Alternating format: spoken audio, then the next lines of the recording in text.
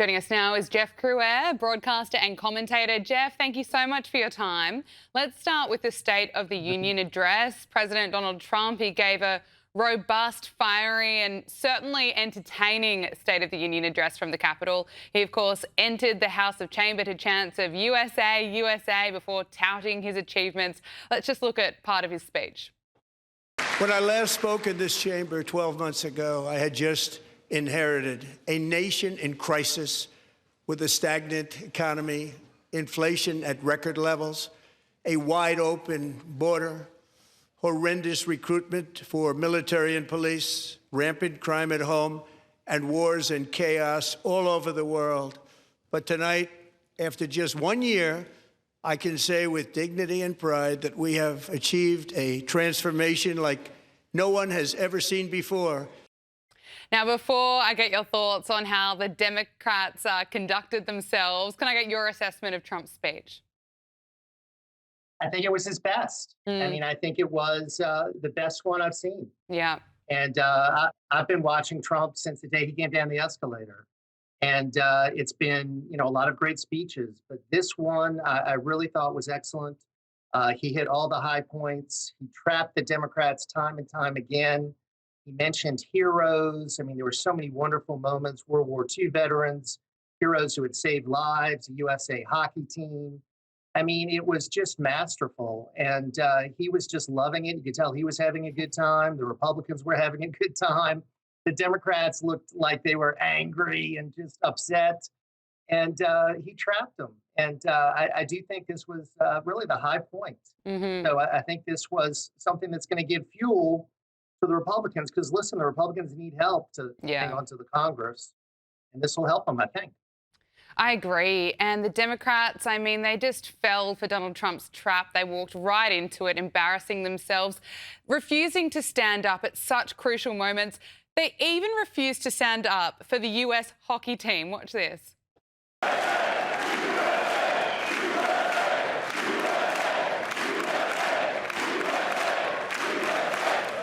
That's the first time I've ever seen them get up. And actually, not all of them did get up. Well, he points out that not all of them did get up, which says a lot about those ones. And John Fetterman, he's been filmed as being the only Democrat to shake Donald Trump's hand.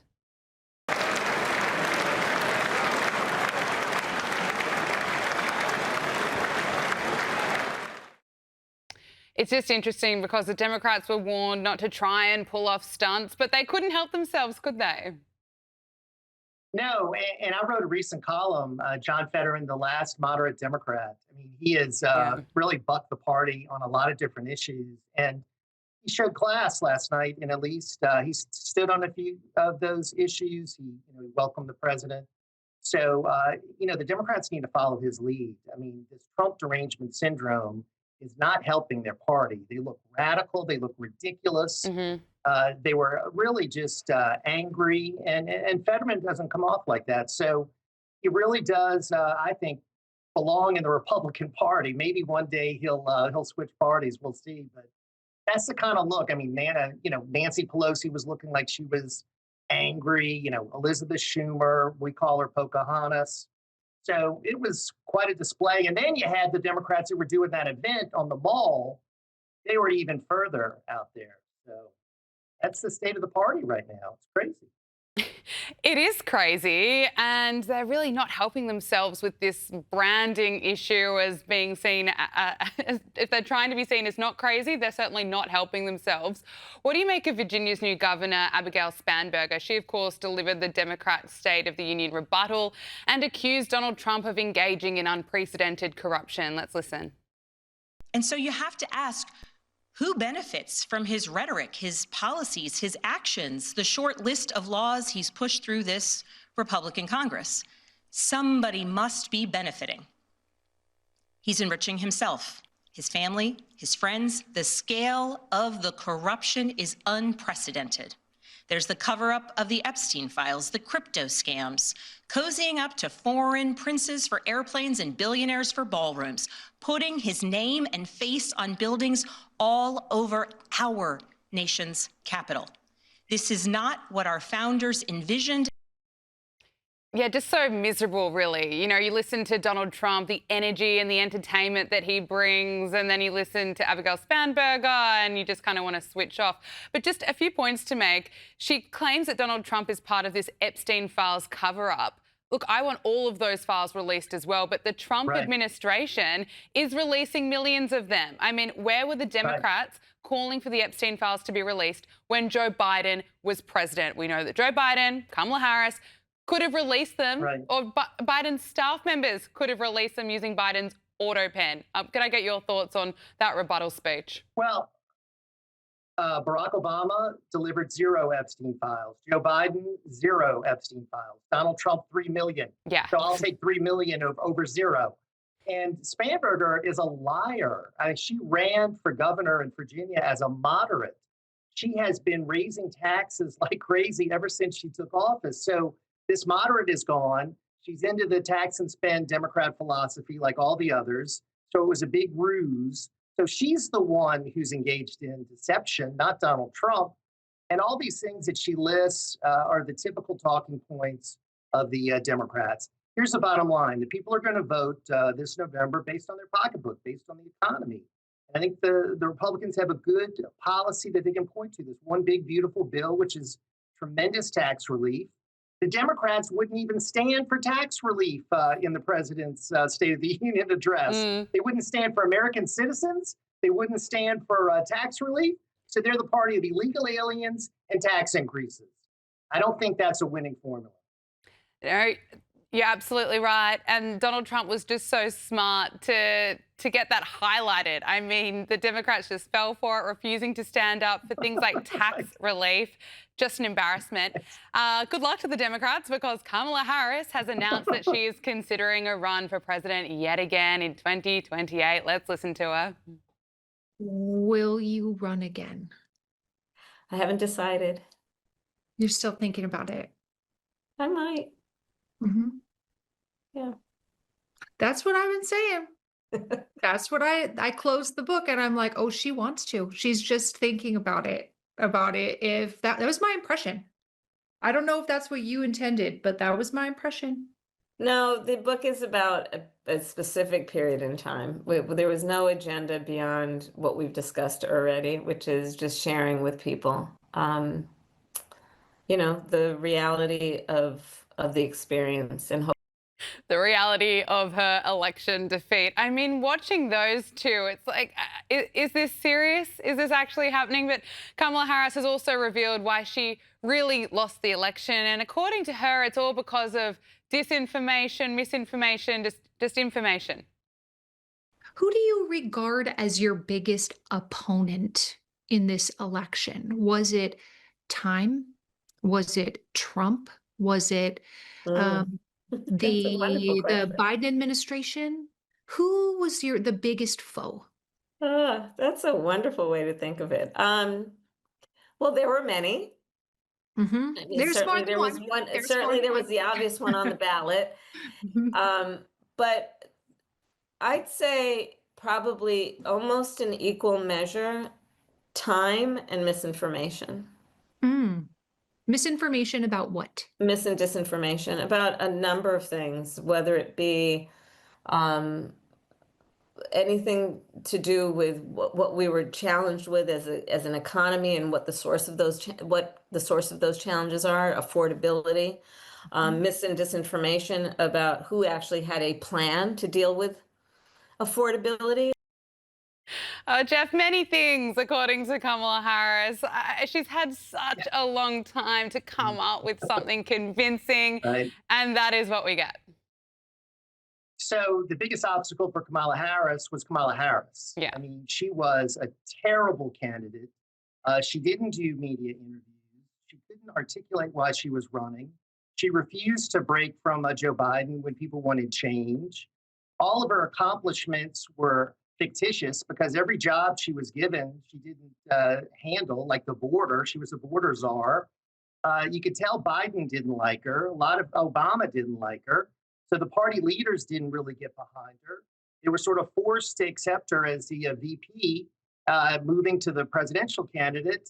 and it just was a disaster for him. So, yeah, she's going to run again because who else do the Democrats have? I mean, Gavin Newsom is turning out to be a disaster. He's making faux pas after faux pas. I just came across as racist in a speech to black voters by saying that, he shares their low IQ and he can't read. So who else do they have? I mean, they really have a weak bench, so they might have to turn to her again, and that's good news for J.D. Vance or Marco Rubio or whoever the Republican candidate is going to be. Well, CNN is calling the Democratic Party a total mess after Newsom's performance in Munich, also AOC's disastrous performance. Let's just listen to this. So we see Governor Newsom. He's got a book, I think, which actually publishes today. He's in the middle of the fray of possible Democratic contenders. So what do the polls say? Yeah, they're all running, and this is just a downright clown car at this point on the Democratic side. I mean, just take a look here. Top choices for the 2028 Dem-Pres nominee. You have a leader, but it's not really a clear leader. It's within the margin of error. You have Newsom at 19%. Then you have former Vice President Kamala Harris at 18%. Quite a weak number for her, given that, of course, she was the nominee last time around. Pete Buttigieg, who, of course, has run before, 13%. Alexandria Ocasio-Cortez at 12%. This is just a total clown car. It is a total mess. There is no clear front runner at this particular point on the Democratic side. Who the heck knows who the nominee is going to be in 2 years? It's been a long time since we've had a Democratic race like this. Jeff, it's really not a good sign when CNN is calling it a total mess. Well, he's actually 100% right. I mean, it is a clown. It is a clown show. And if the Democrats were smart, they would ditch all of those candidates, pick someone who is a moderate, who can appeal to a broad section of voters, get away from this extremism. But that's not going to happen because they're now doubling down on Trump hatred, on socialism. So their next nominee is going to be another far left candidate. I mean, they would be smart to follow the Bill Clinton playbook. He was someone who appealed to people in the middle. He went in there, he cut taxes, he worked with Republicans. But that Democrat Party is gone. The Democrat Party now is a socialist party, and they're only going to have socialist choices, and that's going to be a problem for them. So, the Republicans have their problems, believe me, but it helps them to have a Democrat Party that doesn't have leadership and it doesn't appeal to a broad spectrum of Just finally, before I let you go, Donald Trump hosted the US men's hockey team at the Oval Office ahead of the State of the Union address. Let's just take a quick look. Our country is winning again. In fact, we're winning so much that we really don't know what to do about it. People are asking me, please, please, please, Mr. President, we're winning too much. We can't take it anymore. We're not used to winning in our country. Until you came along, we're just always losing, but now we're winning too much. And I say, no, no, no, you're going to win again. You're going to win big. You're going to win bigger than ever. And to prove that point, here with us tonight is a group of winners who just made the entire nation proud. The men's gold medal Olympic hockey team. Come on in.